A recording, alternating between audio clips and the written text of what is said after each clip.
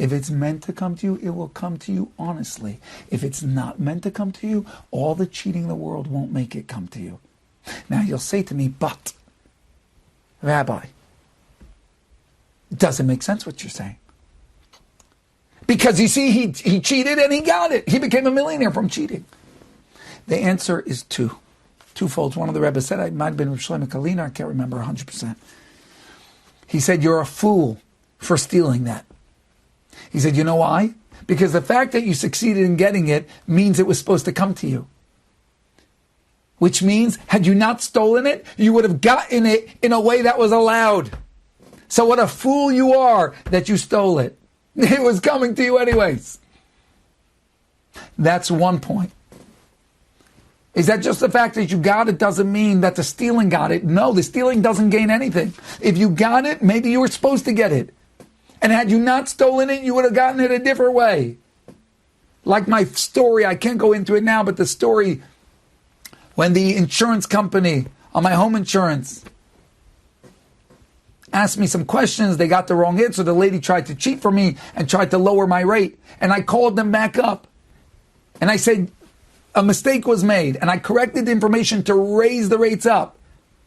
And I had to remind myself, because Hashem decides how much money. I don't want money from this lady stealing from me. You can't cheat Hashem. It's just a test, to be honest. And they ended up correcting it, and the rate went up.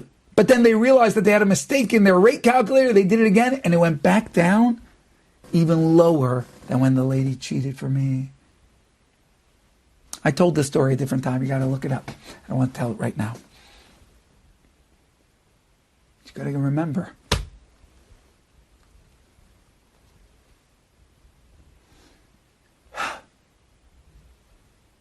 The money that's supposed to come to you comes to you.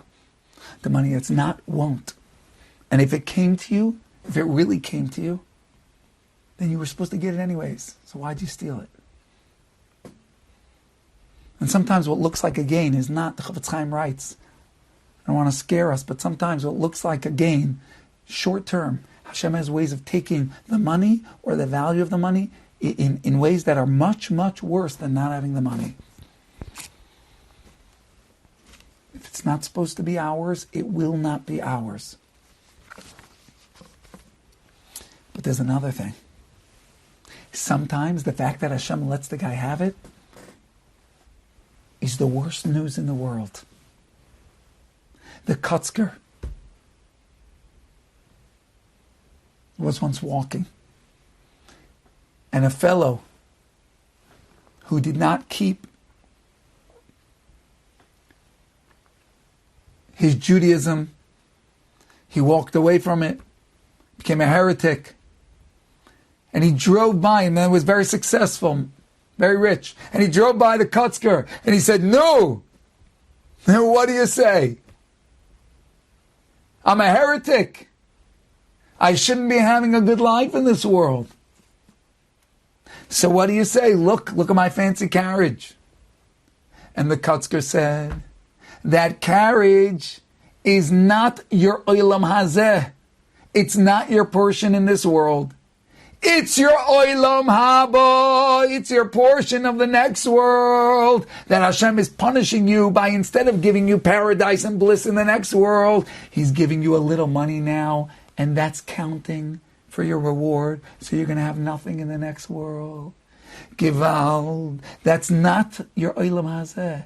That's your olam haba that you're eating up right now. So Givald, you see these people, don't let that dissuade you from being honest. You say, look, they did gain, they didn't gain. They didn't gain.